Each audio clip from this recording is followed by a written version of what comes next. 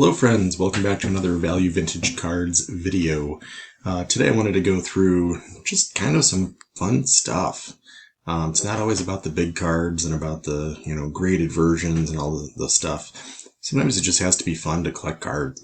So I want to show you just 10 cards that I thought were interesting, fun, have like a cool little backstory to them, something like that. So I'm going to start off by showing you my troublemaking card. So this thing has been in a screw down probably since 1990 would be my guess. And it's 2 cards. So back in the day, I think we all thought the bigger the screw down, the better. I've not rescued this one yet. It's just been in this since my childhood collection. But in terms of cool image, you get a chance to get Bo Jackson holding a bat in a football uniform. That's from the 1987 classic baseball set, if you're not familiar with that. So I'm getting out of vintage with this. But then they made a new update every single year, and then they have a 1990 version of the set where you can play the game with a whole new set of quiz questions and whatnot. With Nolan Ryan, Nolan knows Bo, and he's holding the same card. I just thought that was super fun. So obviously 2 players from that era. I guess maybe I should hold it this way so you can see it better, but just kidding. Hold it that way. But 2 players from that era that were just so iconic for totally different reasons. That was kind of towards the end of Nolan Ryan's career, winding down, if he ever did wind down. And then Bo Jackson, who was obviously just crazy story because he's playing football and baseball at the same time at a high level. So pretty cool. So just wanted to share that. That's kind of a fun one. And then I'm going to stay, definition modern for this one. And it is crazy because even, that's 1983 Reggie Smith card. I didn't know about this card until maybe a year ago. And I was collecting probably by 84, 85, and by 87, 88, I was definitely big into collecting. So that thing, if you look at it, Reggie Smith, not really the reason to collect that, actually. Good player, for sure. Very, very good player. But if you look at who he's trying to pick off at first, that's Ryne Sandberg's rookie season. You got Sandberg getting back to first. So just kind of a quirky way to pick up a Sandberg rookie that's not a Sandberg rookie that is a Sandberg rookie. How's that for confusing? The other card is right along the same vein. It's another, $1.75 1962 card.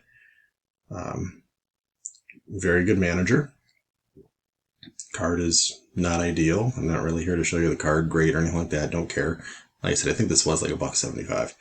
But in the background there, and you do see that a lot in the 50s, 60s, 70s. Background is Yogi Berra. So if you want a, 38% of a Yogi Berra card, grab this thing for $1.75, and that's kind of a fun little extra thing. So similar idea. Full write-up on the back of him as the Yankee manager. So thank you, Ralph, for accidentally getting us a little partial Yogi Berra card there. But those are fun. So next, I'm going to jump back. I usually do these chronological order because it's just tough for me to let go of that, but I won't. This one's pretty famous. I don't know that this is a surprise to anybody. Herb Washington. His position is listed as pinch runner, world-class sprinter, not baseball player. I feel like him being listed as pinch runner is what you see all the time. But on the back, I'm just going to take a look at this real quick. It's got games, runs, stolen bases, and caught stealing. Normally, you do not see a stat line for somebody that does not include a batting average and at-bats, RBIs, whatever. That one literally just dials in completely on the fact he was a runner only. So again, I say that a lot. Maybe I am a card back collector just a little bit. I think that's neat. I think that's really, really fun. So Herb Washington, another $2 card. This is another famous one. So Aurelio Rodriguez, that is not him. That's a Bat Boy. So if you've not heard about this card for some reason, I feel like it's another one that's really, really famous in the hobby, just because the image is not actually him. And all these, the best thing is they're all just like a couple bucks. 1961. Another Hall of Very Good star. Ted Kluszewski. His 57 tops is kind of iconic. I've got some Cons cards. Even his 52 tops is really cool looking and not expensive. And this one's like, $1. It's not a big card by any means.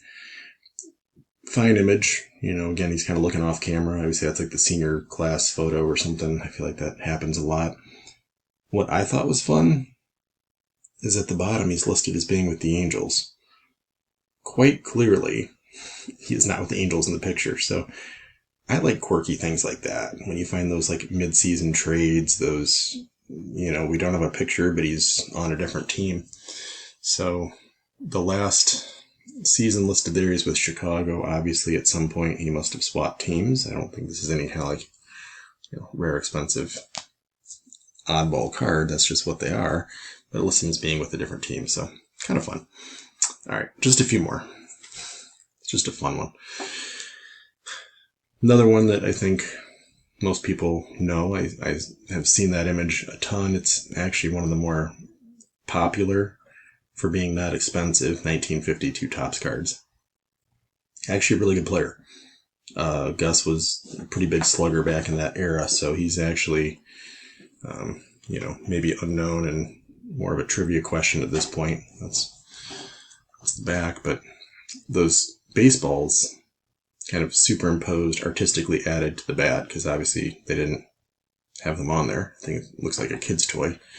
But the story to that, from what I understand, is that they were doing that to honor the fact he had 6 home runs in 3 games. So it was kind of like a record-setting home run pace. He was actually a big slugger, so that wasn't all that out of character. It wasn't a freak incident. He was someone that would have been maybe expected to do that. But to honor that, they basically made the card have 6 baseballs attached to the bat, just to honor his accomplishment. So if you're looking at that, it wasn't done to be silly. It's not a Billy Ripken kind of thing. It's done on purpose, and with intention. Then the last couple I wanted to share, and I've seen a few videos. I might share a link here. There was a really good video done about a year ago of some of the multiplayer cards. 53 Bowman, obviously it has a ton. Historically, there's a bunch going all the way back to like Old Judge. There's multiplayer stuff. I believe this is the first Topps version. And what I think is unique is it's not just multiplayer, but it's brothers. So, multiplayer is fine, or having, 2 players that are, trying to tag somebody out, sliding into a base, or a catcher while someone's hitting, like that stuff's pretty common. But I think with the intention of having brothers on there, so it actually just lists both. Like, this is both of their cards. Neither one is all that great in terms of like historical, player significance. But I think just to see that card and the intention, like, that becomes a really neat card. And I was assuming that was the first brothers card for, the last few years at least, since I really became aware and started thinking about it with some intention. Until the other day I went to the card shop and I did pick this up. So I did share this in my pickups, but good looking card. Make sure it's close enough so you can kind of see who it is and what it is. But that's actually, maybe that's the easiest way to read it with some simplicity. So, Barnes Brothers. But neat. So, just something different, something kind of quirky. Collecting doesn't always have to be the big cards. It doesn't have to be a Mathewson, a Gehrig, or Ruth kind of thing to be something in your collection that you have fun looking at and something to enjoy. And most of those are a few bucks. I think the Bow has some value, and maybe the older cards $20, but Gus might be a $20 card. But most of these are $1, $2. That's probably within anyone's wheelhouse to pick up. So if you collect that way, I'd appreciate you sharing any other really, really fun, just quirky cards. You kind of call them oddball, but they're all kind of main production type things. So just quirky, some cards with some personality.